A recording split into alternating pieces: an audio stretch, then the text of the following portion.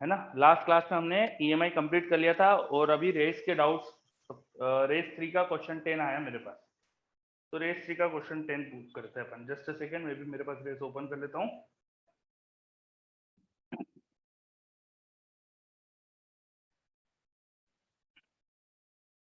EMI AC race 3 का question 10। चलो, uniform magnetic field of induction be exist, uniform magnetic field of induction B exists in a circular region of radius r. A loop of radius also r encloses the magnetic field at t equal to 0. वो पहले magnetic field को enclose करता है at t equal to 0 and then is pulled at constant speed v. तो पहले जो loop है वो बिल्कुल मैग्नेटिक फील्ड को इंक्लोज कर रहा है। तो मैग्नेटिक फील्ड का एक रीजन दिया है रेडियस r में, है ना, एक हमें रीजन दिया है जिसमें मैग्नेटिक फील्ड है, और हमने क्या करा, एक लूप है जिसकी रेडियस भी आर है, वो आगे पुल करना स्टार्ट करा। एक लूप है जिसकी रेडियस आर है, वो इसे पुल करना है, v स्पीड से पुल करा जा रहा है इसे, ठीक है।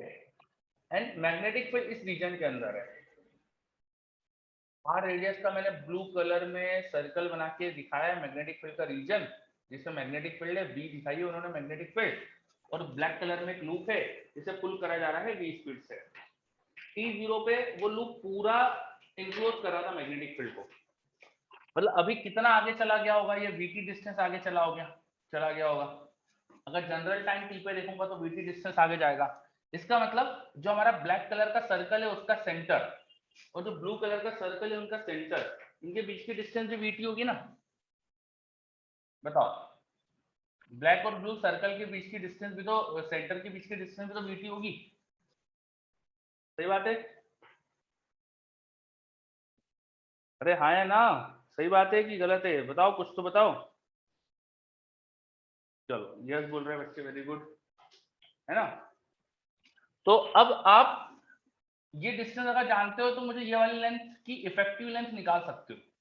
इस लेंथ की इफेक्टिव लेंथ क्या आएगी वो निकाल सकते हो। देखो कर्व्ड वायर है, मैग्नेटिक फील्ड में मोशन जो कर रहा है, तो इसमें जो ईएमएफ इंड्यूस होता है कर्व्ड वायर में, मैग्नेटिक फील्ड क्योंकि यूनिफॉर्म है तो उसको सिंपली अपन B L effective into v लिख सकते हैं, और एल इफेक्टिव हो जाएगा इसके स्टार्टिंग और एंड पॉइंट के बीच की effective length. L effective will be this length, this length is L effective. ये लेंथ निकाल ली तो तुम्हारा काम हो गया। अगर तुमने ये लेंथ निकाल ली तो हो गया काम, ठीक है। अब ये लेंथ कैसे निकालोगे वो दिमाग लगाओ। आपको ये पता है vt है तो यहाँ हो जाएगा vt/2, कितनी डिस्टेंस होगी vt/2, और ये सर्कल की रेडियस होना चाहिए, तो ये निकाल सकते हो आप, तो उसका डबल ये लेंथ आ जाएगी। हमारा radius of circle is r, this distance is vt/2, तो ये आ जाएगा, इसका डबल टोटल लेंथ हो जाएगी। टोटल लेंथ आ गई तो BLV से EMF आ जाएगा और हो गया क्वेश्चन, क्लियर। चलो रेस 3 का क्वेश्चन 10 हुआ अपना। उसके अलावा रेस 3 के क्वेश्चन 10 के अलावा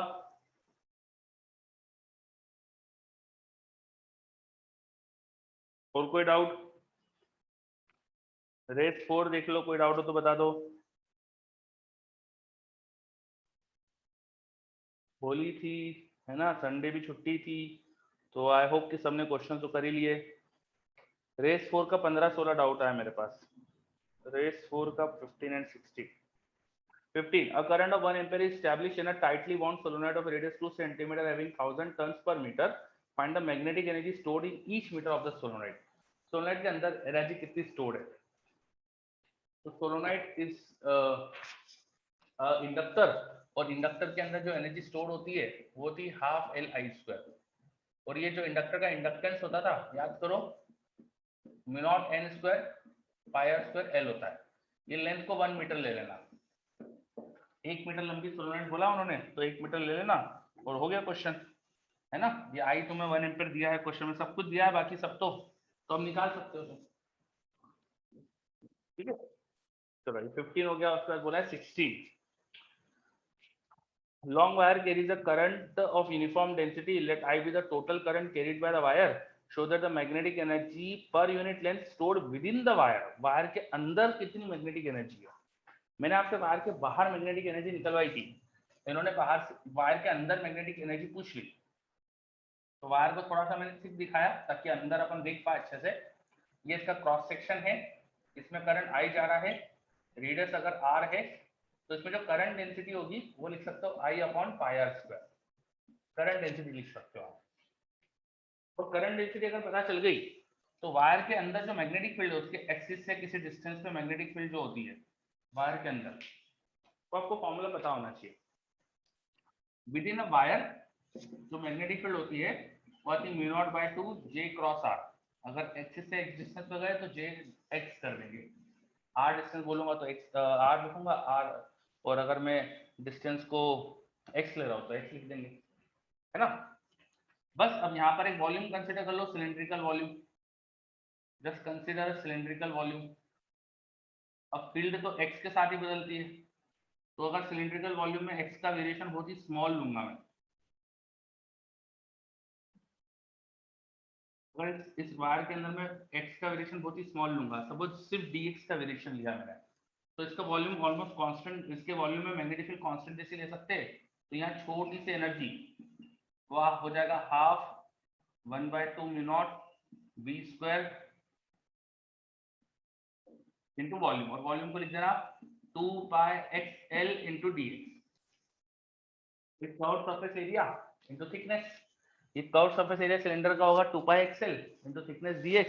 तो छोटा सा वॉल्यूम आ गया, फील्ड की वैल्यू यहाँ रखो, फिर इंटीग्रेट कर दो, x की वैल्यू 0 टू r वेरी करेगी, उसको इंटीग्रेट कर लेना 0 टू r, तो आपको एनर्जी मिल जाएगी टोटल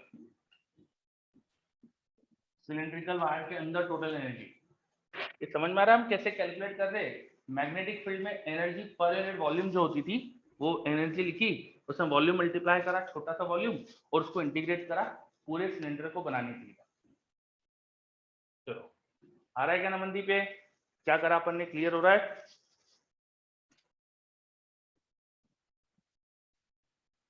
ओके नमनदीप बोल रहा ओके, तो क्लियर है ना, आ रहा है समझ में क्या कर रहे हैं अपन लोग। This is magnetic energy per unit volume into small volume, volume कैसे लिखा मैंने क्लियर है, curve surface area of cylinder into thickness of cylinder. चलो वेरी गुड, और कोई डाउट?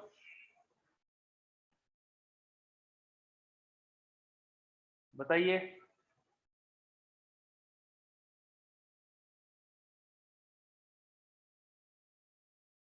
इसका रेस 5 है, 6 है, 7 एलसी ऑसिलेशन की है, रेस 5 का 5 and 7, race 5 5 and 7।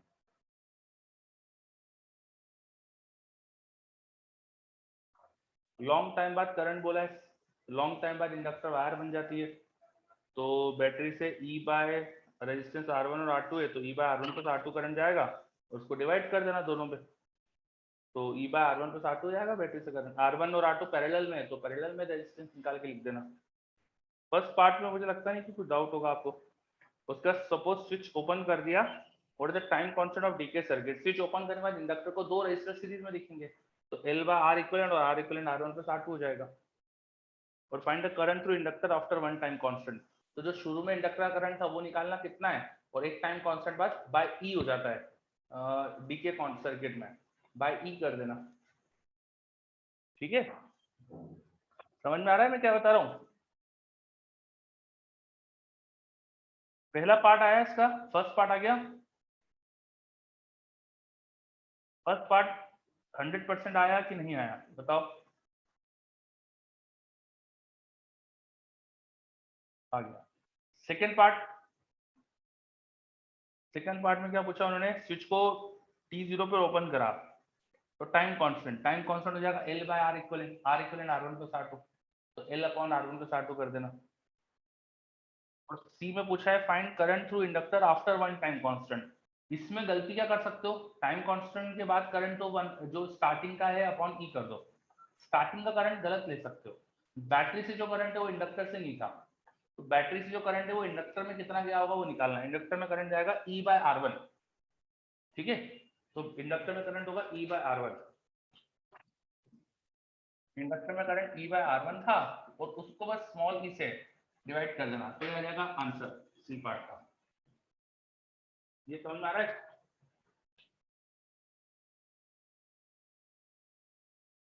Yes, okay. उसका सिक्स्थ भी बोला था ना, तो सिक्स्थ देख लेते हैं इसके बाद।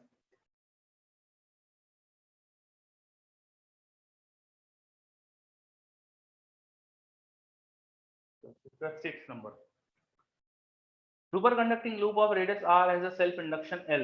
A uniform and constant magnetic field B is applied perpendicular to the plane of the loop. Question की लैंग्वेज समझो। एक सुपर कंडक्टिंग लूप है जिसकी रेडियस r है, जिस सुपर कंडक्टर मतलब इसका रेजिस्टेंस 0 है, रेजिस्टेंस इज 0। फिर क्या बोला है? Initially the current in the loop is 0, loop is rotated about its diameter by 180 degree, और मैग्नेटिक फील्ड पहले इसके परपेंडिकुलर थी, प्लेन के परपेंडिकुलर थी, मैग्नेटिक फील्ड इसके प्लेन के परपेंडिकुलर थी। तो ऐसी कुछ मैग्नेटिक फील्ड थी, ठीक है। अब क्या करा, किसी ने इस लूप को 180 डिग्री से घुमा दिया, तो 180 से घुमा देंगे तो इधर का जो पॉइंट है वो घूम के यहाँ आ जाएगा। 180 डिग्री से घुमाएंगे अगर इसे, इसको 180 डिग्री से घुमा दिया तो इधर वाला पॉइंट ऐसा हो जाएगा, ठीक है। मैग्नेटिक फील्ड तो अभी भी ऊपर की तरफ है। अब लूप का एरिया वेक्टर अगर मैं ऊपर की तरफ मानता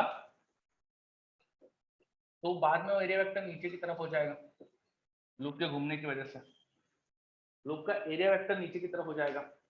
इसका मतलब कि लूप से फ्लक्स चेंज हो रहा है। अच्छा, बच्चा बोला 6 में 7, चलो अब 6 कर लेते हैं, इसकी बात करिए तो इनिशियल फ्लक्स कितना होगा लूप से? b into A. Final flux कितना होगा? Minus B A. तो there is some change in flux, change in flux होगा तो इंड्यूस ईएमएफ आएगा, तो इंड्यूस करंट आना चाहिए, और इंड्यूस करंट चाहेगा कि फ्लक्स कांस्टेंट रहे। सुपर कंडक्टर है, करंट कितना भी आ सकता है, तो करंट इतना आ जाएगा कि फ्लक्स कांस्टेंट रहे। सुपर कंडक्टर में फ्लक्स कांस्टेंट होता है, सुपर कंडक्टर में फ्लक्स कांस्टेंट होता है, तो फ्लक्स को कांस्टेंट कर दो। Initial flux should equal to final flux plus जो सेल्फ इंडक्शन से फ्लक्स आएगा, करंट आने से खुद के भी फ्लक्स प्रोड्यूस हो जाएगा ना, तो ये लगा देना, और सेल्फ इंडक्शन का फ्लक्स लिख देना L इंटू आई, सेल्फ इंडक्शन इंटू करंट। बस अब इससे तुम इंड्यूस करंट निकाल सकते हो, ठीक है। तो यहां से हम इंड्यूस करंट निकाल सकते हो फ्लक्स कंजर्वेशन से। चलो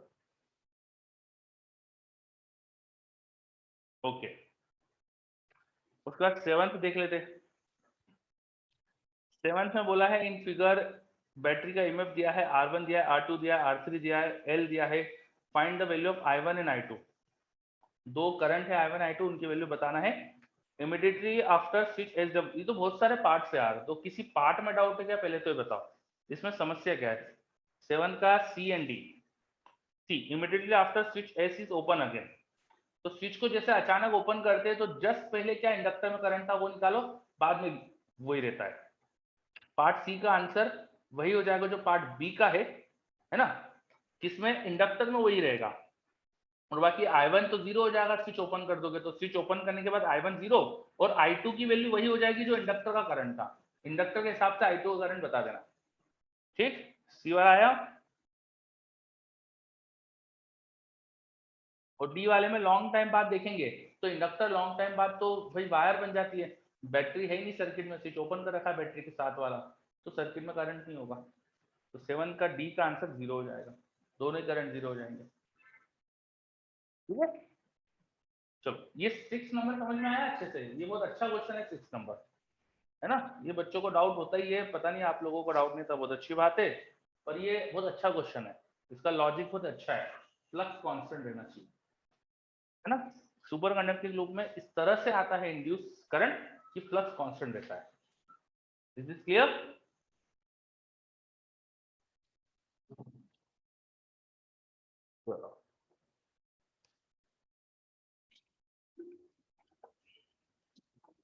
ओके, अब इसके बाद और कोई डाउट है क्या रेस में?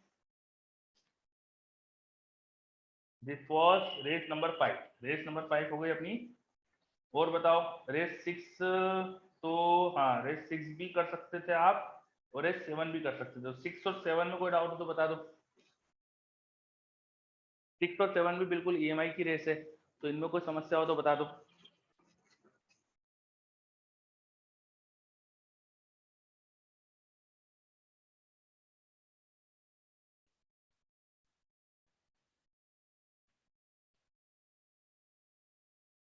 सिक्स और सेवन में कोई डाउट?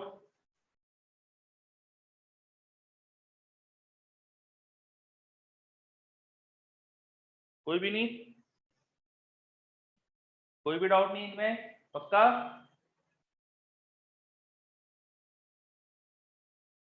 आई एम वेटिंग, अगर कोई डाउट हो तो बता दीजिए।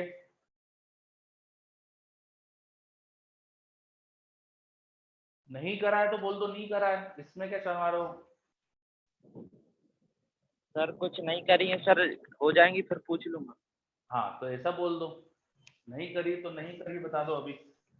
बाकी बच्चे, बाकी बच्चे बस मुक्त दर्शक बन के बैठे।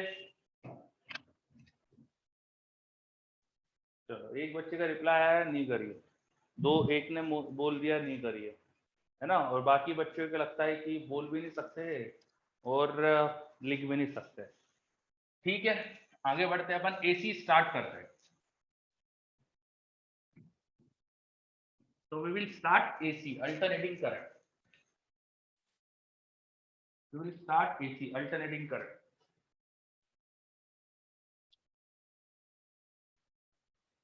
देखो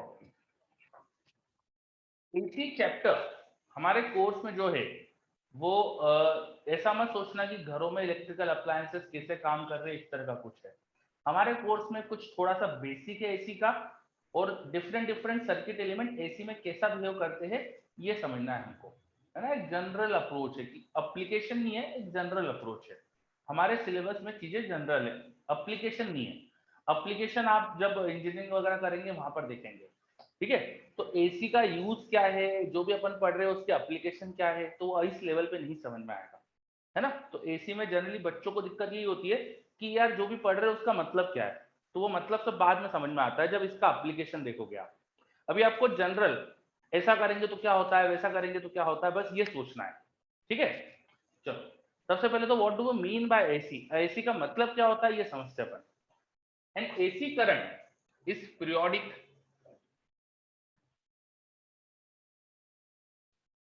time varying, having constant amplitude,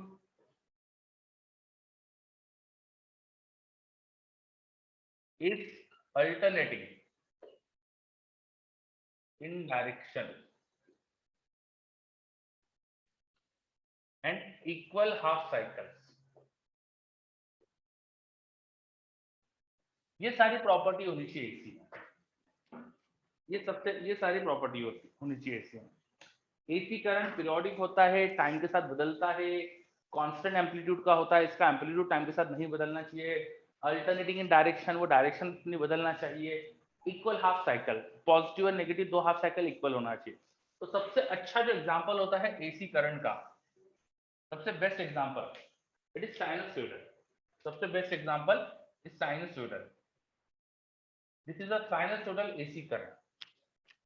अगर किसी सर्किट में करंट इस तरह से बदल रहा है विद टाइम, उसका एम्पलीट्यूड हमेशा फिक्स है, maximum current is fix, minimum भी ऑफ कोर्स फिक्स, तो इसे अपन बोल देते हैं साइनसॉइडल एसी। और आप इसको आगे दिखा सकते हो, तो अगर एक साइन कर्व के हिसाब से करंट चेंज हो रहा है तो उसको बोल देते हैं साइनसॉइडल एसी। जरूरी कि एसी करंट हमेशा साइनसॉइडल ही वेरी हो, और भी एग्जांपल हो सकते हैं एसी करंट के, तो वो भी अपन देख लेते हैं। करंट हो सकता है कि ट्राइंगुलर हो, ट्राइंगुलर वेवफॉर्म भी मिल सकता है हमको, like this, positive and negative half cycle में ट्राइंगल दिख रहा हो हमको, तो इसको भी हम एसी बोलते हैं। इसमें भी एम्पलीट्यूड कांस्टेंट होना चाहिए। मेरे से बनाते समय थोड़ा सा एम्पलीट्यूड चेंज हो रहा है, तो इसको मैं सही कर देता हूँ, ठीक है। एम्पलीट्यूड टाइम के साथ कांस्टेंट होना चाहिए। ये जो ट्राइंगुलर है इसका एक वेरिएशन, इस ट्राइंगल का एक वेरिएशन होता है सॉ टूथ वेवफॉर्म, जितना पॉजिटिव उतना ही नेगेटिव में होगा ये।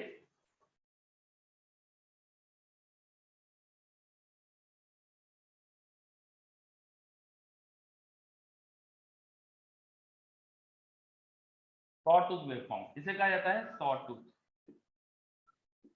वेवफॉर्म।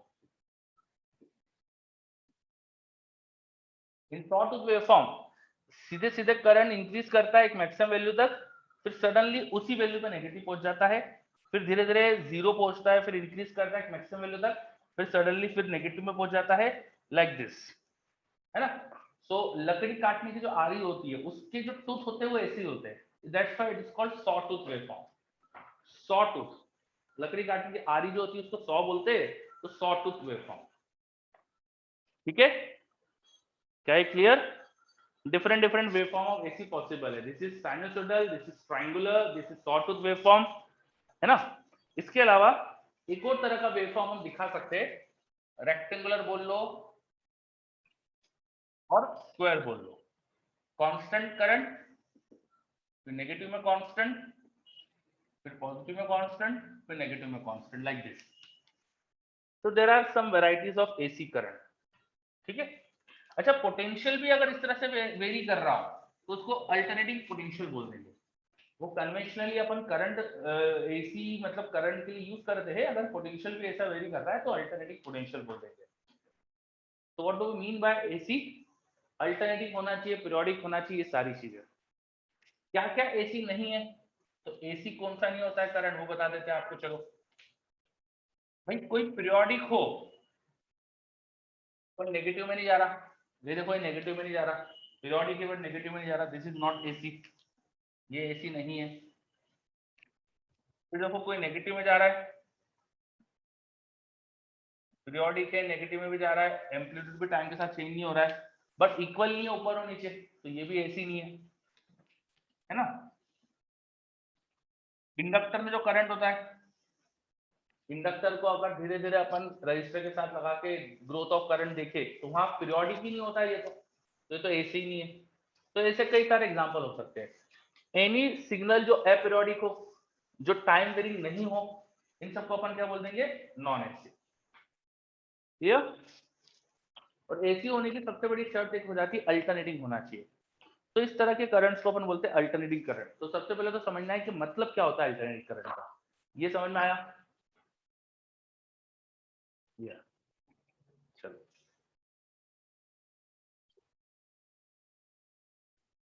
इस तरह के एसी करंट के साथ या पोटेंशियल के साथ अब कुछ टर्म्स एसोसिएटेड होते हैं। उसकी जो मैक्सिमम वैल्यू होती है उसे बोलते हैं उसकी पीक वैल्यू या एम्पलीट्यूड। जितने टाइम में आपको अपने आप को रिपीट करता है उसे बोलते हैं time period. This is time period. Time period को एक साइकिल भी बोलते हैं। टाइम पीरियड का उल्टा, टाइम पीरियड को टी से रिप्रेजेंट करते हैं, उसका उल्टा फ्रीक्वेंसी, या इसको साइकिल पर सेकंड भी बोलते हैं, साइकिल पर सेकंड।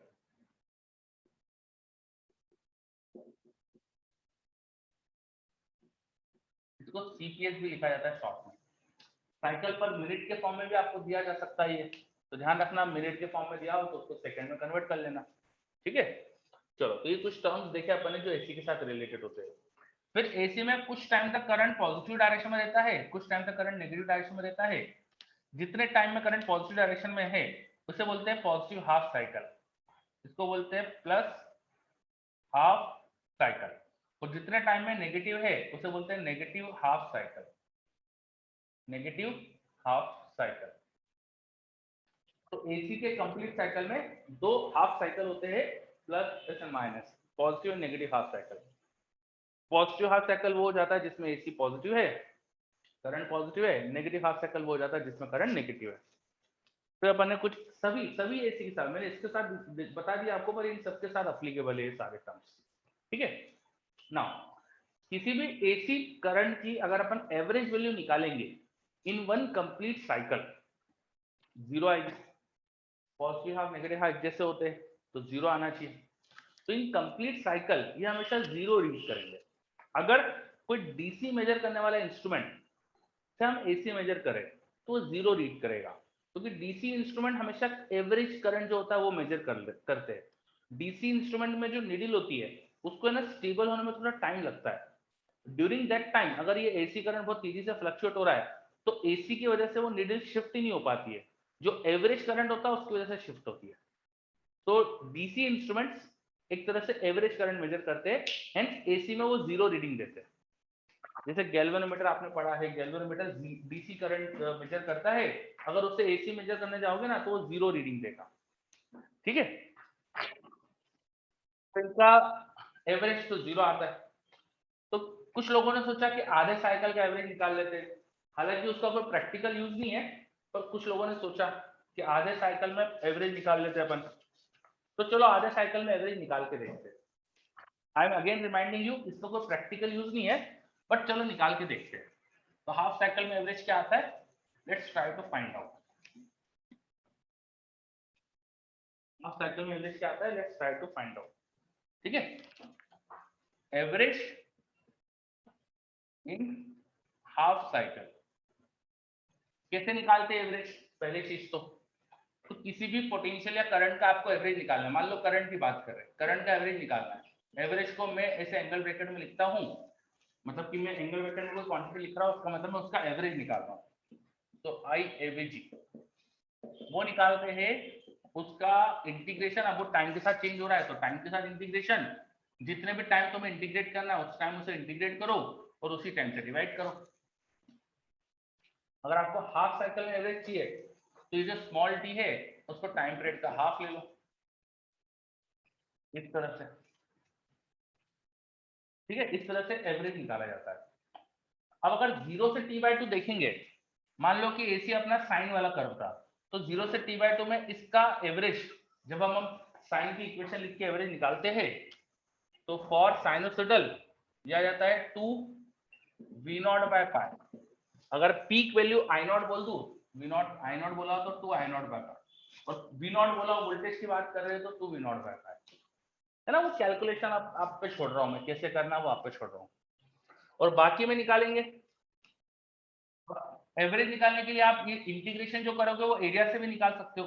तो इन दोनों फॉर्म में अगर एवरेज निकालते हैं तो हाफ आ जाता है। यहाँ पे v0/2 और यहाँ पर भी v0/2। अगर मैक्सिमम वोल्टेज की वैल्यू यहाँ पे v0 है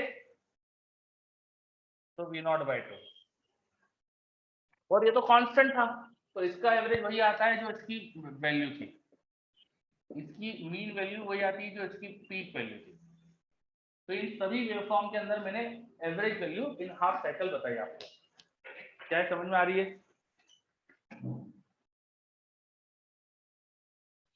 यस सर। चलो इन सबके तो मैंने बता दी, एक दो की कैलकुलेट करके दिखाता हूं मैं आपको, है ना। तो क्वेश्चन के फॉर्म में करते हैं अपन, find average current in LR growth of current circuit, LR circuit for t equal to 0 to t equal to tau। भाई इंडक्टर में करंट की इक्वेशन होती थी E/R 1 - e⁻t/τ। आपसे एवरेज करंट कितना है पूछ लिया है और टाइम दिया है 0 से टाउ। करो 0 से टाउ टाइम में एवरेज करंट कितना है, करिए, फाइंड करिए इसे। कैसे निकालना है ऊपर दिखाया मैंने आपको, जितने भी टाइम में एवरेज चाहिए उस टाइम तक इंटीग्रेशन करो फिर उसी टाइम से डिवाइड कर दो। तो करना कैसे आपको पता ही है, करो।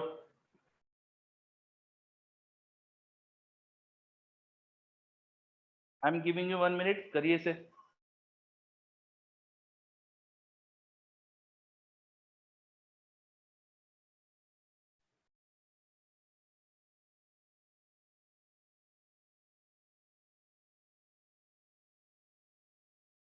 एवरेज करंट पूछा है, कैसे निकालते हैं, देखो ऊपर लिखा हुआ है आई एवरेज।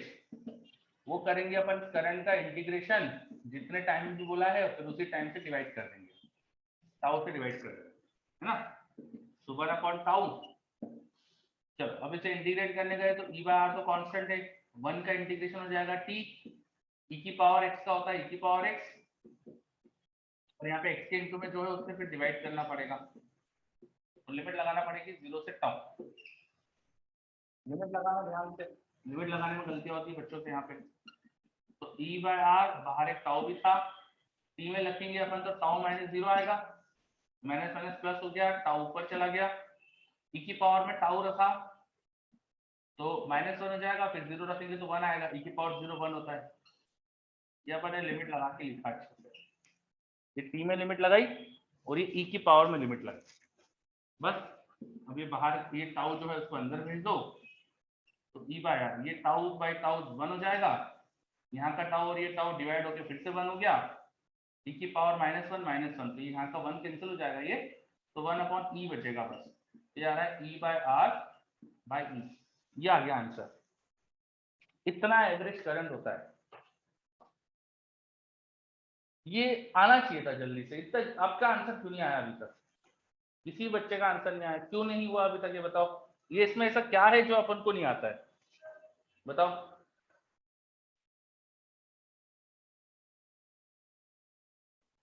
जतिन, जो मैंने क्वेश्चन पूछा उसका जवाब दो पहले अभी। इस क्वेश्चन में मैंने आपसे एवरेज करंट पूछा था, इसका आंसर क्यों नहीं आया? एवरेज करंट कैसे निकालते हैं, ऊपर बताया था, फॉर्मूला लिखा है तुम्हारे पास, कैसे निकालते हैं, आपको बस थोड़ा सा मैथ्स लगाना था। इसका आंसर क्यों नहीं आया?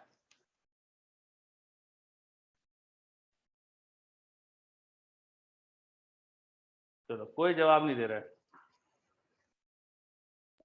सर किया था सर, आधा ही कर पाए थे और आप नहीं करवा। अच्छा, चलो ठीक है, कोई बात नहीं। चलो फिर आप फिर जब अगली बार ऐसा क्वेश्चन आए तो करिएगा, है ना। तो मैंने बताया कि कैसे निकालते हैं अपन एवरेज करंट। अब एवरेज करंट तो मैंने अभी बोला भी था, उसका कोई प्रैक्टिकल यूज नहीं होता है, फिर भी निकाल लिया अपन ने। अच्छा, एक चीज ध्यान रखना, जो भी मैंने आपको एवरेज करंट बताया है वो पूरे पॉजिटिव हाफ साइकिल का एवरेज है, पूरे पॉजिटिव हाफ साइकिल का।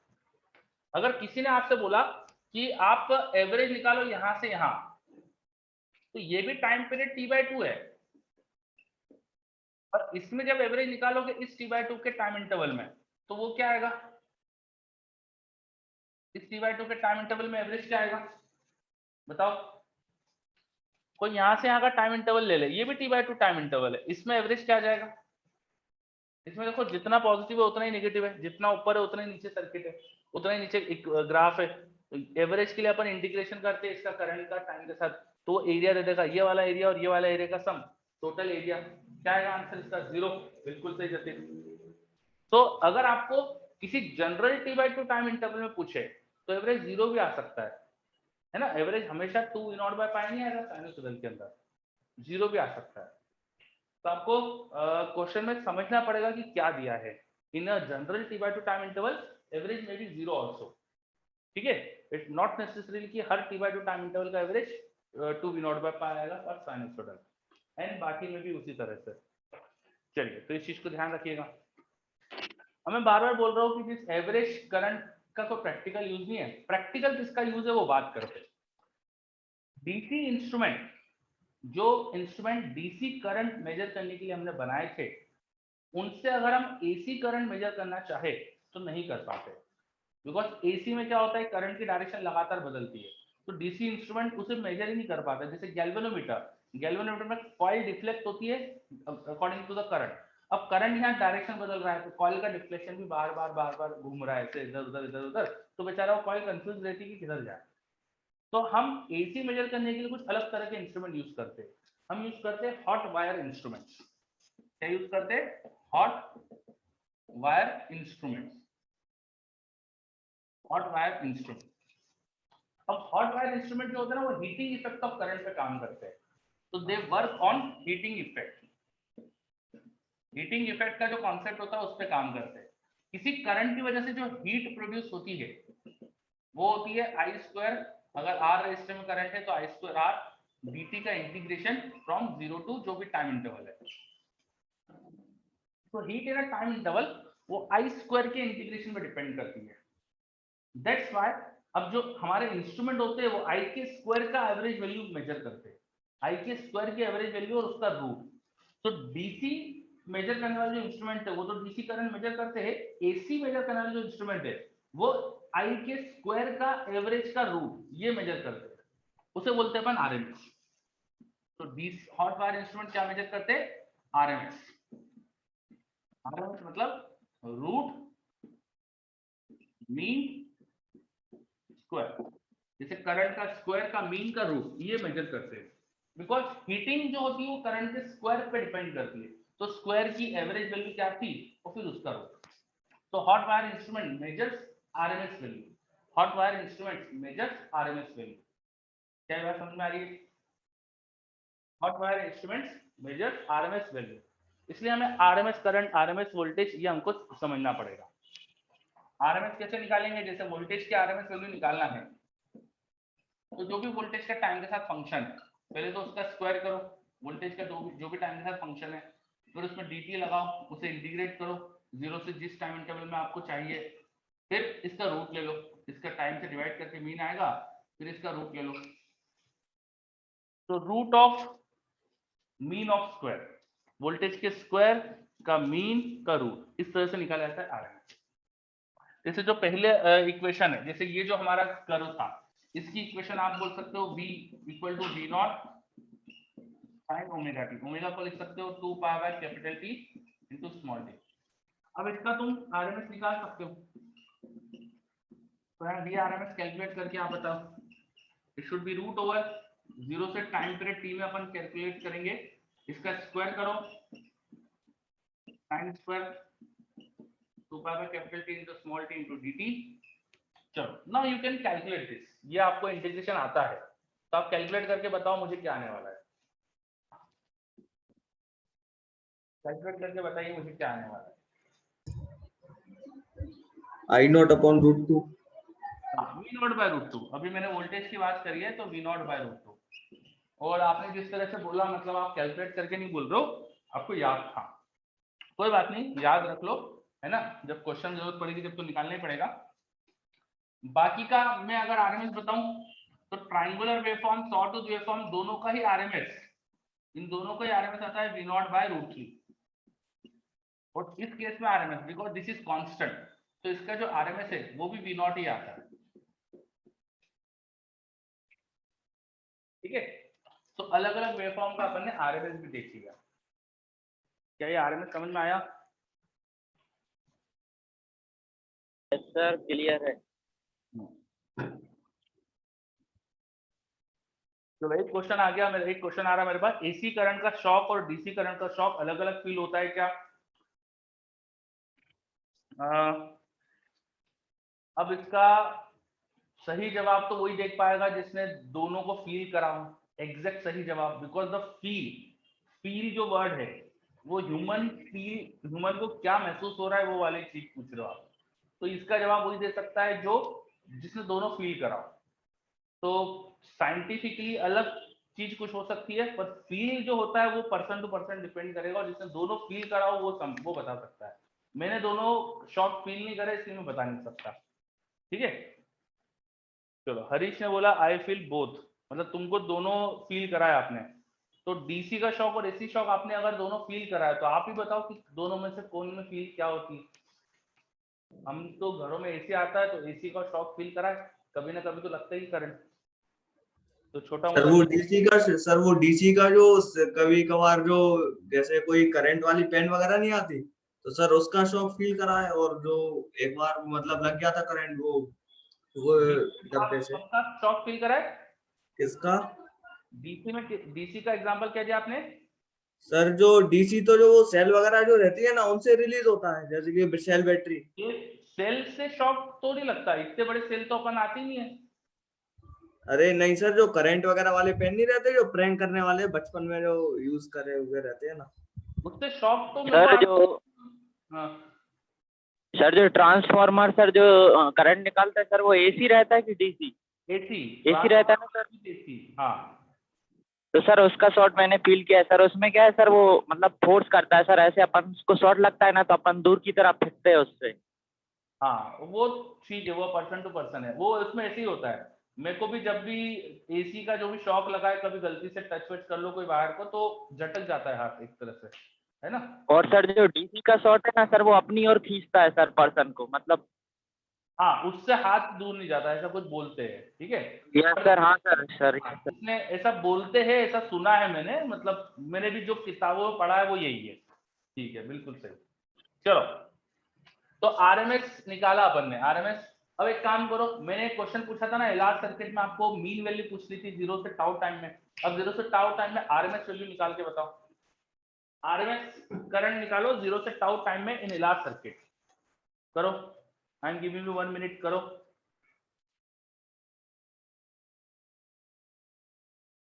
एक आंसर आया मेरे पास अभी तक नवनदीप का, मैंने अच्छा खासा टाइम दिया था आपको।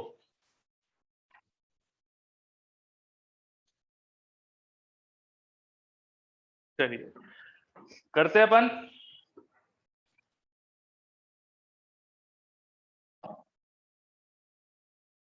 आपसे मैंने आरएमएस वैल्यू पूछ ली है for LR circuit. LR circuit में 0 से टाउ टाइम में आरएमएस वैल्यू पूछ ली मैंने आपसे। करंट की इक्वेशन का स्क्वायर करो, फिर मीन लो, है ना। तो वोल्टेज आरएमएस, अच्छा उधर रूट होता है तो इधर स्क्वायर कर लेता हूं मैं, वो रूट मुझे लिखना नहीं पड़ेगा। वोल्टेज आरएमएस का स्क्वायर, या सॉरी करंट निकाल रहे हैं ना अपन उसमें, तो करंट आरएमएस का स्क्वायर हो जाएगा करंट का स्क्वायर, फिर उसका मीन 0 से टाउ टाइम तक, फिर टाउ से डिवाइड कर देंगे, है ना। तो 1 टाउ, आई का स्क्वायर करो तो आई होता था वहां पे E by R, 1 minus e की power minus T by tau. इसका स्क्वायर करना है तो ई इस पूरे का स्क्वायर और ई बाय आर का स्क्वायर, और फिर इसका मीन 0 से टाउ टाइम तक इंटीग्रेट करना पड़ेगा। सॉल्व करते हैं इसे आगे। 1 टाउ कांस्टेंट है, E square by R square constant है, बाहर ले लिया। अब ये होल स्क्वायर पहले ओपन कर लो, A minus B whole square formula लगा के, और फिर इंटीग्रेट कर लो। तो ए स्क्वायर आएगा 1, उसका इंटीग्रेशन हो जाएगा टी, प्लस बी स्क्वायर आएगा e की power minus 2t by tau, उसका इंटीग्रेशन होगा e की power minus 2t by tau upon minus 2 by tau. e की पावर x का होता है e की पावर x, और जो x के इनटू में उसे डिवाइड कर दिया जाता है। फिर एक टर्म आएगा माइनस 2ab का, तो 2 a इज 1, b e की power minus t by tau. अब इसका इंटीग्रेशन करोगे तो e की power minus t by tau की वजह से माइनस 1 बाय टाउ नीचे आ जाएगा। ये आ गया इंटीग्रेशन, और फिर लिमिट लगानी है इस पूरे एक्सप्रेशन में 0 से टाउ लिमिट लगानी है। चलो सॉल्व करते हैं। यहाँ t था, है ना। अच्छा ई स्क्वायर बाय आर पूरे में बाहर था, इसको ऐसा लिखना चाहिए मुझे, ठीक है। अब लिमिट लगा दो, तो E square by tau R square, E में लिमिट लगा दो, तो टाउ और 0 लिख दोगे तो आ जाएगा टाउ। यहाँ बच रहा है माइनस ये टाउ बाय 2, इसमें लिमिट लगाओगे तो टाउ रखोगे तो e की पावर माइनस 2, 0 रखोगे तो e की पावर 0 1 होता है, ठीक है। लास्ट में प्लस हो जाएगा, 2 टाउ ऊपर चला गया, e की पावर लगाएंगे माइनस 1, टाउ रखेंगे तो 0 रखोगे तो 1। ये मैंने लिमिट लगा दी।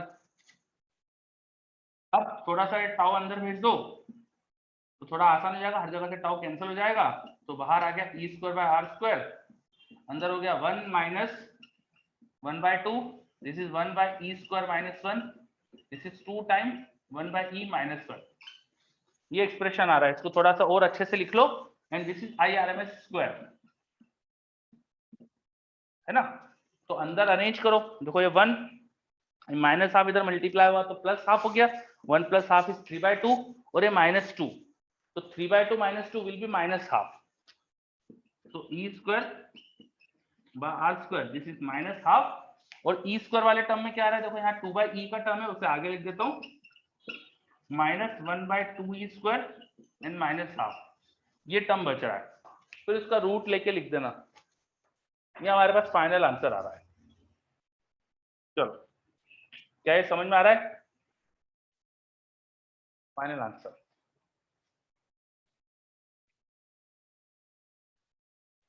ये स्क्वायर का कुछ टर्म बन रहा है क्या? एक काम करो, इस पूरे में से 2 कॉमन ले लो, 1 बाय 2 कॉमन ले लो, तो यहाँ आ जाएगा 1 बाय, ये आ जाएगा 4, और यहाँ हो जाएगा 1, है ना। माइनस भी कॉमन ले लो, नहीं माइनस मत लो, चलो दो जगह माइनस है ना, तो अपन कुछ कर नहीं पाएंगे, ऐसे ही रहने दो, और कुछ कर नहीं पाएंगे, ठीक है। रूट ऑफ समथिंग, एक बड़े से एक्सप्रेशन का रूट, ऐसा आंसर आ रहा है आपके पास। चलो क्लियर, आया समझ में? Yes sir. तो थोड़ा सा मैथमेटिकल क्वेश्चन था, अब उनको आरएमएस वैल्यू निकालना थी, मैथमेटिकल हो रहा है, बाकी तो अपन इसे कर सकते थे। तो आरएमएस क्यों निकालते हैं ये समझ में आ रहा है आपको? हमें जरूरत ही क्या है आरएमएस निकालने की? क्यों निकाला जाता है आरएमएस, बताओ?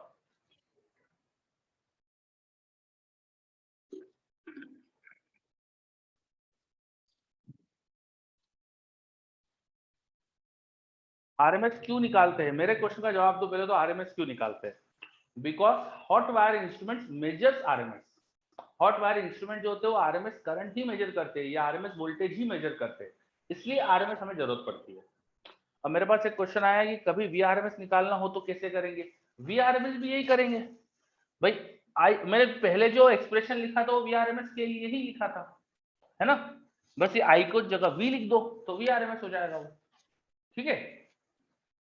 चलो, तो आरएमएस करंट, आरएमएस पोटेंशियल कैसे निकालते हैं ये कुछ देखा अपन ने। एक और क्वेश्चन देखते हैं, चलो आरएमएस पर एक दो क्वेश्चन और देखते हैं आरएमएस वगैरह निकालने पे। हटा रहा हूं ये सब में।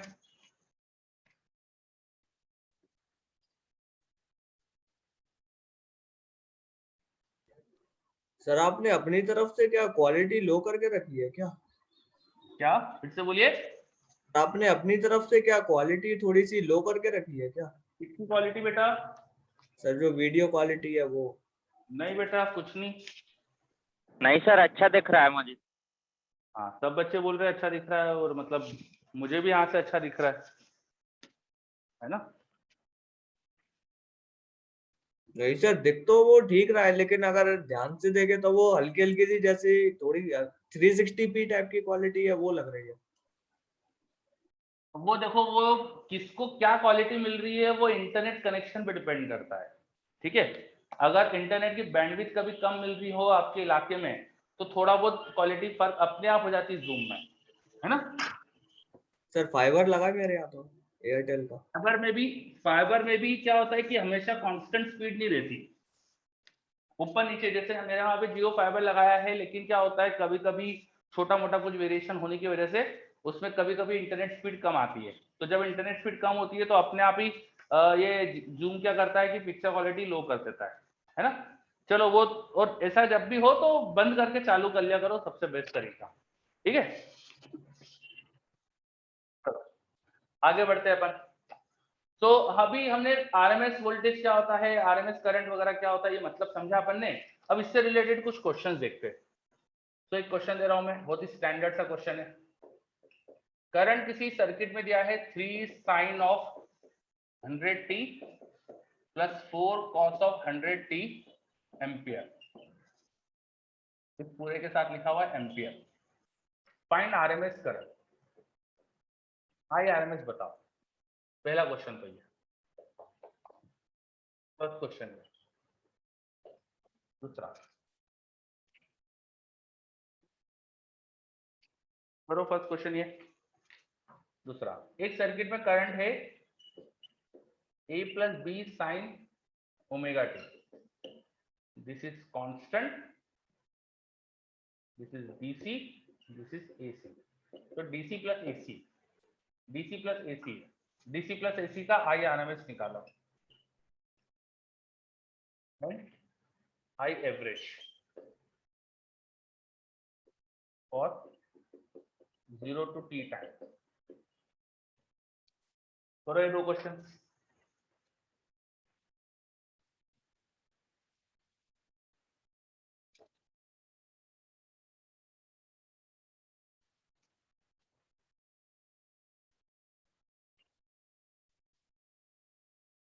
पहले क्वेश्चन में करंट की आरएमएस वैल्यू पूछी है, दूसरे क्वेश्चन में करंट की आरएमएस और करंट की मीन वैल्यू दोनों पूछी है। चलो, वर्कशीट बिल्कुल सही है।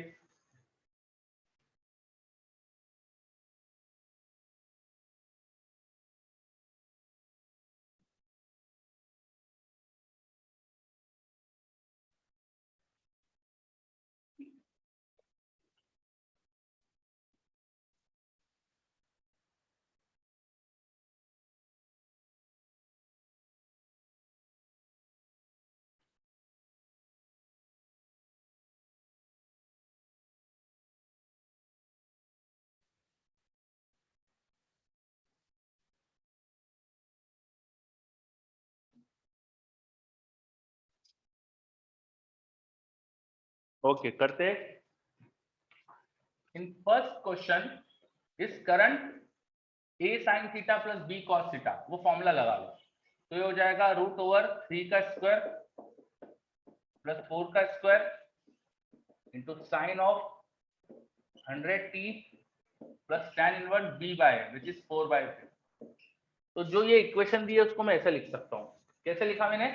हमारे पास एक रिलेशन होता है a sin theta plus b cos theta is equal to a square plus b square sin theta plus tan inverse b by sin theta plus tan inverse b by. बस ये equation use करके मैंने 3 sin theta plus 4 cos theta 3 sin theta plus 4 cos theta को इस equation को use करके ऐसा लिख दिया। मतलब देखो ये एसी करंट ही तो दिया है जिसका पीक वैल्यू अपन को दिख रहा है, जिसकी पीक वैल्यू हमको दिख रही है 5। ये सॉल्व करोगे तो 5 आएगा। अब एसी साइनसोइडल एसी का अगर पीक वैल्यू 5 है तो आरएमएस हो जाएगा 5/√2। आरएमएस हो जाएगा 5/√2, है ना। तो फर्स्ट क्वेश्चन का आंसर होना चाहिए था 5/√2। ये फर्स्ट का आंसर आ गया। सेकेंड क्वेश्चन करो। डीसी और एसी का कॉम्बिनेशन दिया है, करिए। डीसी और एसी का कॉम्बिनेशन है सेकंड क्वेश्चन में, करिए।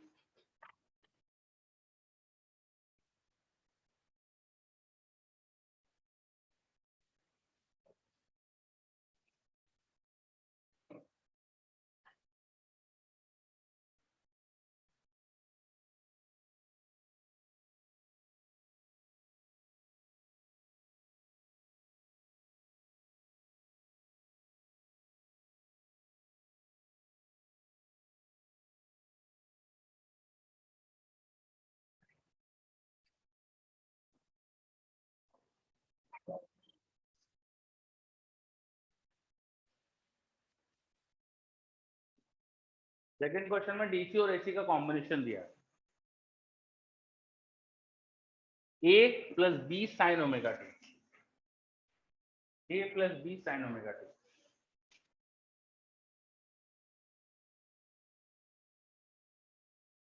देखो आरएमएस कैसे निकालते हैं, चलो पहले आरएमएस निकालते हैं। आरएमएस निकाला कैसे जाता है, इसका पहले स्क्वायर करो। तो a square plus B square sine square omega t plus 2ab sine omega t, ये टर्म आएगा, है ना। करंट का पहले स्क्वायर करेंगे, फिर उसका मीन लेंगे। मीन लेने के लिए इंटीग्रेशन करना पड़ेगा 0 से टाइम पीरियड तक। चलो इंटीग्रेशन कर लेते हैं और फिर टाइम पीरियड से डिवाइड कर देंगे। फिर रूट लेना है, तो फिलहाल रूट को नहीं लिखते हुए इधर स्क्वायर कर देता हूं। उधर रूट लिखो, यहाँ स्क्वायर लिखो, एक ही बात है, ठीक है। चलो अब उधर अपन इंटीग्रेशन कर लेते हैं। ए स्क्वायर इंटू डी टी, तो उसका इंटीग्रेशन आएगा, ए स्क्वायर तो कांस्टेंट है, डी टी का टी आ जाएगा। फिर साइन स्क्वायर थीटा का इंटीग्रेशन, तो 2 से मल्टीप्लाई डिवाइड करो, 2 sin square theta is 1 minus cos 2 theta. 1 minus cos 2 theta का इंटीग्रेशन करेंगे, 1 का आएगा t, और cos 2 थीटा का माइनस sin 2 cos 2 थीटा का sin 2 थीटा। तो फिर जो ये जो 2 ओमेगा उससे डिवाइड कर देंगे, है ना। तो ये आ गया हमारा सेकंड टर्म का इंटीग्रेशन। लास्ट टर्म इसमें था 2ab into sine omega T का cos ओमेगा टी हो जाएगा, तो minus 2ab cos omega T, और फिर ओमेगा से डिवाइड करना पड़ेगा। ये पूरा इंटीग्रेशन करके आया, समझो अच्छे से। इसमें कोई दिक्कत है तो बताओ, इंटीग्रेशन कैसे करा है। अच्छा लिमिट कैपिटल टी था यहाँ पे। अच्छा ओमेगा इंटू कैपिटल टी 2 पाई होता है, ओमेगा होता है 2 पाई बाय कैपिटल टी, तो ओमेगा इंटू कैपिटल टी 2 पाई हो जाएगा। तो ये तो पाई का मल्टीपल हो रहा है, साइन जब पाई का मल्टीपल होता है तो 0 हो जाता है, तो ये टर्म तो 0 होने वाला है। और कॉस में 0 रखोगे तो 1 आएगा, और कॉस को 2 पाई रखेंगे तो भी 1 आएगा, तो इसका लिमिट रखने पे ये वाला टर्म भी 0 बन रहा है। Cos omega into capital T भी 1 आएगा, कॉस 0 भी 1 आएगा, तो इसमें लिमिट रखने पे ये भी 0 आ रहा है ना। चलो लिमिट रख देते हैं। तो a square into capital T minus 0, limit put करेंगे, बी स्क्वायर बाय 2, टी में लिमिट पुट करी तो कैपिटल टी माइनस 0, साइन वाले टर्म में लिमिट पुट करेंगे तो 0 आएगा, है ना, because sine of multiple of pi भी 0 और 0 पर भी 0। लास्ट वाला term 2ab by omega cos, अब लिमिट में तुम्हें रख के दिखा देता हूँ, चलो। Cos of omega capital T minus cos of omega into 0, ठीक है। Now cos of 2 pi is 1, cos 0 वो भी 1, तो 1 से 1 सेपरेट होके 0 हो गया, दैट टर्म इज 0। तो यहाँ पे बच रहा है 1/t a square into T plus b square by 2 into T.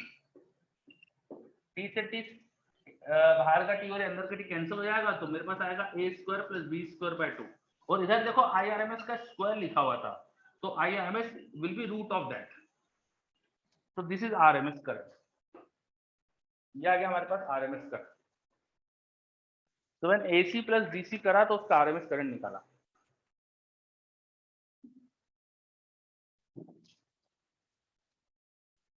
क्या समझ में आ रहा है? तो निकालते हैं अपन RMS करंट, बोलो इसमें कोई डाउट? No sir. नो, चलो। क्यों निकालते हैं RMS? बिकॉज AC के इंस्ट्रूमेंट RMS मेजर करते हैं।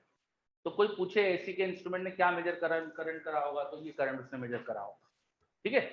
अब मैंने मीन भी पूछा था आपसे, मीन निकालोगे, AC का मीन तो 0 आएगा और DC का वही आ जाएगा, तो मीन का आंसर मैं बता देता हूँ आपको, वो आने वाला है A। अब तुम इंटीग्रेशन वगैरह करके चेक कर लेना, है ना, तब पूरा मेहनत आप करना उसमें, वो आंसर आने वाला है A, समझ रहे हो? उसका आंसर आ जाएगा A।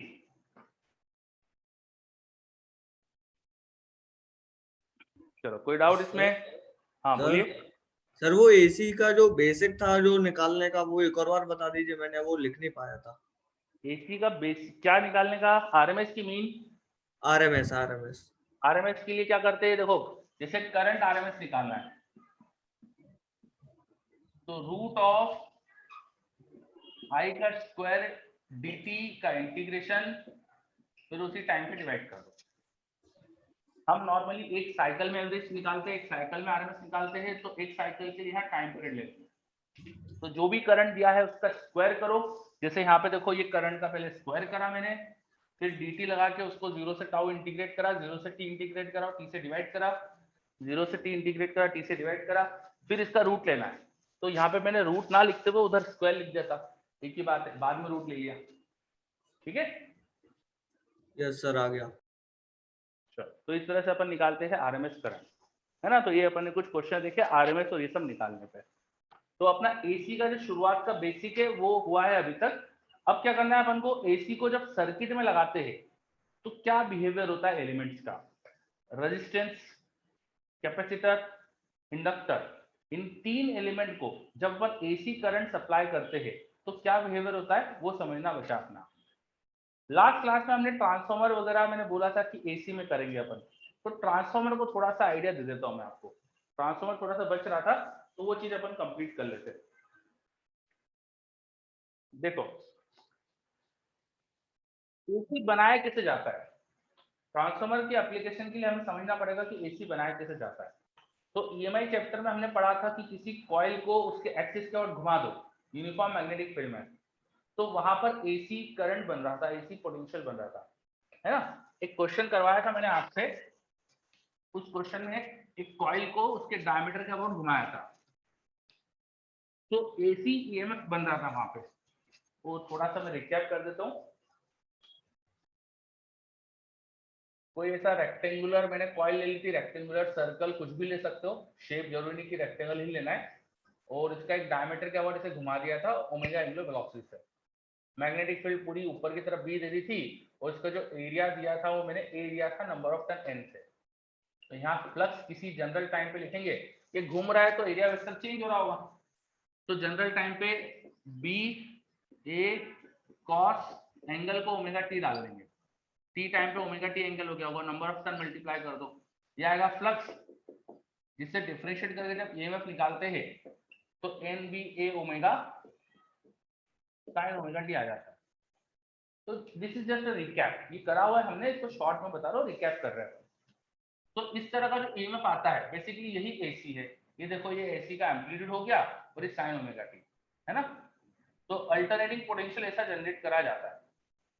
अब क्योंकि साइनसोइडल जनरेट करना आसान होता है, ये देखो यहाँ जनरेट हुआ है, यूनिफॉर्म मैग्नेटिक फील्ड में लूप को घुमा दो तो साइनसोइडल EMF आ जाता है।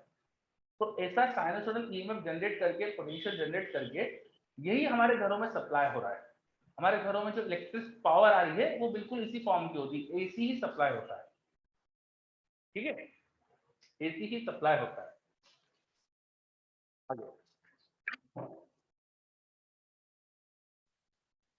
अब ये जो एसी हमने सप्लाई करा,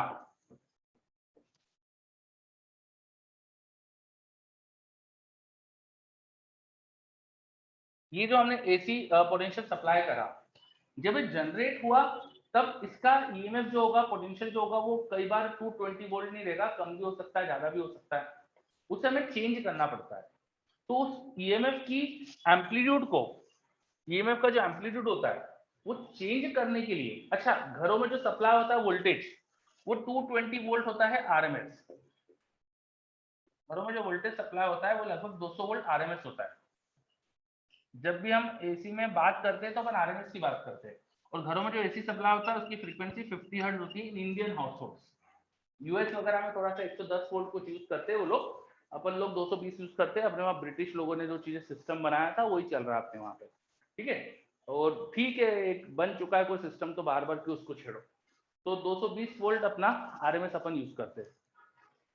ये जो वोल्टेज की वैल्यू है, घर में सप्लाई वोल्टेज है उसकी है, जो पावर बनती है और वहां से जो ट्रांसमिट होती है वो वोल्टेज अलग हो सकता है। और ये अलग करने के लिए हम यूज करते हैं ट्रांसफार्मर का। ट्रांसफार्मर वोल्टेज लेवल को चेंज कर सकती है, जो पीक वैल्यू है ना, जो मैक्सिमम वैल्यू है उसको बदल सकते हैं। कैसे बदल सकते हैं? तो ट्रांसफार्मर वर्क करते हैं म्यूचुअल इंडक्शन के प्रिंसिपल पे। देखो क्या होता है ट्रांसफार्मर में, ये हमारे पास एक ट्रांसफार्मर का डायग्राम बना रहा हूं मैं। जैसे जो एसी का सोर्स है वो मैंने यहाँ लगा दिया, एसी सोर्स को इस तरह से दिखाया जाता है, वो यहाँ लगा दिया। इसकी वजह से इस कॉइल में अल्टरनेटिंग पोटेंशियल है तो अल्टरनेटिंग करंट आ जाएगा। अल्टरनेटिंग करंट होगा तो कॉइल में करंट कभी एक डायरेक्शन में तो कभी उल्टी डायरेक्शन में, तो मैग्नेटिक फील्ड बदलेगी। जो कॉइल की वजह से जो मैग्नेटिक फील्ड बनेगी वो चेंज होगी। तो मैग्नेटिक फील्ड, बिकॉज ये जो अपन ने बीच में मैंने बनाया है this is soft iron core,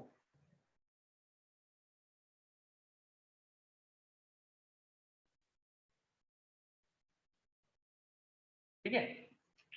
जो मैंने वहां पहले बनाया था that is soft iron core, ये एक सॉफ्ट आयरन का कोर है जिसपे कॉइल को वाइंड करा है, और इसी सॉफ्ट आयरन कोर पे एक और कॉइल को यहाँ वाइंड कर दो, इसी सॉफ्ट आयरन कोर पे एक और कॉइल को वाइंड कर दो।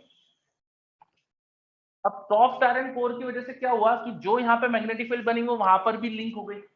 दोनों जो कॉइल है उनके हर टर्न से सेम मैग्नेटिक फील्ड पास हो रही है, दोनों तरफ एरिया सेम रखा तो हर टर्न से फ्लक्स सेम होगा, है ना। इस कॉइल को और उस कॉइल को अलग अलग नाम दे देते हैं, इसको बोल देते हैं प्राइमरी, इसको बोल देते हैं सेकेंडरी। तो प्राइमरी और सेकेंडरी के हर टर्न में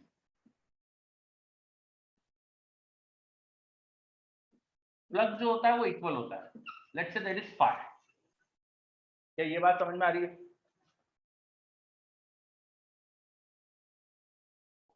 यस सर, क्लियर है। मतलब आप लोगों ने पढ़ा रहता है थोड़ा ट्रांसफॉर्मर, तो थोड़ा सा मैं फास्ट ही कर रहा हूँ इसे, तो बीच में अगर कुछ भी समझ नहीं आया यू कैन आस्क मी, है ना।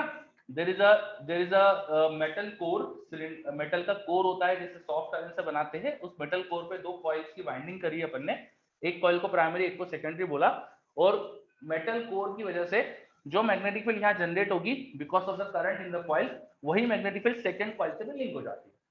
अब मैग्नेटिक फील्ड सेकंड से लिंक होने से दोनों में फ्लक्स सेम लिंक होता है, लेकिन नंबर ऑफ टर्न अलग अलग होते हैं। यहाँ number of turn suppose NP है और यहाँ number of turn suppose NS है, तो टोटल फ्लक्स जो प्राइमरी में लिंक होता है वो होगा उसका नंबर ऑफ टर्न इंटू एक टर्न का फ्लक्स, और टोटल फ्लक्स जो सेकेंडरी में लिंक होगा वो होगा उसका नंबर ऑफ टर्न इंटू एक टर्न का फ्लक्स। हर एक टर्न में तो फ्लक्स इक्वल है, लेकिन नंबर ऑफ टर्न अपन ने अलग अलग करे, हम इक्वल नंबर ऑफ वाइंडिंग नहीं करी, अनइक्वल वाइंडिंग है, जिससे कि नंबर ऑफ टर्न अलग होने से टोटल फ्लक्स अलग हो जाता है। तो ईएमएफ जो आएगा या पोटेंशियल जो आएगा वो भी अलग अलग आएगा। पोटेंशियल को मैं डी पाई बाय dt या ईएमएफ को डी पाई बाय dt लिखूं प्राइमरी का, मैं अभी मैग्नीट्यूड के बाद चलो साइन भी लगा ही लेते हैं, कुछ फर्क नहीं पड़ेगा, तो minus NP D pi by dt ऐसा लिख सकता हूँ। सेकेंडरी का ईएमएफ लिखो, ये प्राइमरी का वो सेकेंडरी का, तो सेकेंडरी के नंबर ऑफ टर्न थे यहाँ पे minus NS into D phi in secondary by dt हो जाएगा ये, d∅/dt हो जाएगा, इसे डिफरेंशिएट करोगे तो। अभी d∅/dt तो दोनों तरफ सेम है, माइनस साइन भी दोनों तरफ है, तो ईएमएफ का रेशियो जो होगा प्राइमरी और सेकेंडरी में वो ठीक नंबर ऑफ टर्न के रेशियो के बराबर आ रहा है। तो EMF in primary and secondary has a ratio of number of turn. अब नंबर ऑफ टर्न में बढ़ा दूं अगर सेकेंडरी में तो ईएमएफ बढ़ जाएगा, प्राइमरी के नंबर ऑफ टर्न ज्यादा हो तो प्राइमरी में बढ़ जाएगा, सेकेंडरी का नंबर ऑफ टर्न कम करो तो सेकेंडरी में पोटेंशियल कम आएगा। तो पोटेंशियल का लेवल जो होगा, ये जिस रेशियो है देखो, तो ईएमएफ जो प्राइमरी में लगा है साइनसोइडल, उस वो इनटू अ नंबर, इतना सेकेंडरी में ईएमएफ आ जाएगा। तो ईएमएफ इन सेकेंडरी देखो NS/NP, ईएमएफ इन प्राइमरी हो रहा है, प्राइमरी में हम जो हमने पोटेंशियल लगाया होता है वैसे उसमें ईएमएफ आता है, तो EMF in primary into a constant number give you EMF in secondary. अब ये कांस्टेंट नंबर है, इसका मतलब बस ग्राफ यही रहने वाला है वोल्टेज का, जो प्राइमरी में वोल्टेज का ग्राफ है वही वोल्टेज का ग्राफ रहेगा, बस एक कांस्टेंट नंबर से मल्टीप्लाई हो गया, जैसे 10 से मल्टीप्लाई हो गया तो हर चीज 10 टाइम हो जाएगी, एम्पलीट्यूड 10 टाइम हो जाएगा। तो इस तरह से वोल्टेज लेवल को बढ़ा सकते हैं। Transformer helps us to change voltage level. तो वोल्टेज लेवल बढ़ा भी सकते हैं, कम भी कर सकते हैं। अगर वोल्टेज लेवल बढ़ा रहे तो इसे ट्रांसफार्मर को बोलते हैं स्टेप अप ट्रांसफार्मर, जिसमें सेकेंडरी में नंबर ऑफ टर्न प्राइमरी से ज्यादा होता है। और अगर वोल्टेज लेवल कम कर रहे हैं तो उसे बोलते हैं स्टेप डाउन, इसमें नंबर ऑफ टर्न कम होते हैं सेकेंडरी में प्राइमरी के कंपेयर में। क्या है, समझ में आ रहा है? What do we mean by step up and step down transformer? Yes sir, एक बार ये बता दीजिए सर, जो flux in each turn equal to 5 sir, ये थोड़ा सा मैं समझ नहीं पाया था। देखो हर टर्न में जो दोनों तरफ फ्लक्स होगा वो एक जैसे आएगा, बिकॉज सेम मैग्नेटिक फील्ड दोनों से लिंक हो रही है। यस एरिया भी सर। हम है ना, तो हर टर्न का फ्लक्स एक है। अब प्राइमरी में टोटल फ्लक्स जो होगा उसको लिख दीजिए वहां के नंबर ऑफ टर्न इनटू एक टर्न का फ्लक्स, सेकेंडरी का टोटल फ्लक्स होगा वहां के नंबर ऑफ टर्न इनटू एक टर्न का फ्लक्स। यस सर, ठीक, clear. Yes sir. So step up step down दो तरह के ट्रांसफार्मर हो सकते हैं।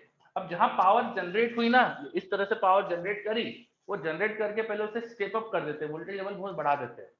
वोल्टेज लेवल बढ़ा देते तो हाई वोल्टेज पे पावर सेंड कर देते हैं।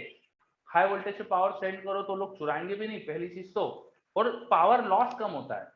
वायर में करंट कम भेजना पड़ता है, वोल्टेज जब बढ़ाते हैं तो करंट कम भेजना पड़ेगा अपन को पावर सेम रखने के लिए।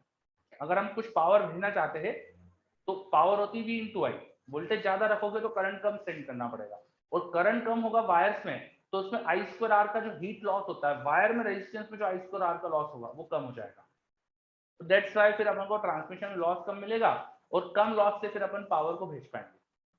तो टू सेंड इफिशिएंटली पावर को इफिशिएंटली भेजने के लिए हम बहुत हाई वोल्टेज पे पावर सेंड करते हैं। फिर हाई वोल्टेज तो घरों में सप्लाई नहीं कर सकते, वहां उसे लो वोल्टेज में कन्वर्ट कर लिया जाता है यूजिंग अ ट्रांसफार्मर, देन घरों में सप्लाई कर दिया जाता है। ठीक है, समझ में आ रहा है कैसे काम करता है power supply system? Yes sir. Yes sir. चलो, तो एसी से रिलेटेड ट्रांसफार्मर वगैरह अपन ने पढ़ा आज। अब इसमें ना लॉसेस के ऊपर भी बहुत क्वेश्चन आते हैं। ट्रांसफार्मर किस तरह के लॉस होते हैं, कॉपर लॉस, आयरन लॉस, ये सब क्या होता है। अब वो थ्योरेटिकल पॉइंट है, तो वो आप एक बार पढ़कर आना। स्कूल बोर्ड में आता भी था यार, ये पूछते थे 2-3 नंबर में, ट्रांसफार्मर के लॉसेस क्या होते हैं बताओ, तो शायद याद भी कराओ, नहीं याद कराओ तो आप करो।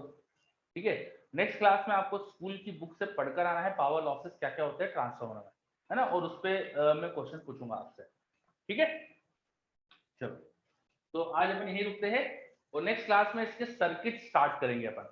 मतलब रजिस्टर को एसी लगा दो तो क्या होता है, कैपेसिटर को लगाओ तो क्या होता है, series circuit, parallel circuit, circuit solving अपन नेक्स्ट क्लास में करेंगे। सर इसके बाद आपकी नहीं है क्या? आज हाँ, इसके बाद MNP सॉरी 5 सर की क्लास है इसके बाद। ठीक है, CMP सर की है।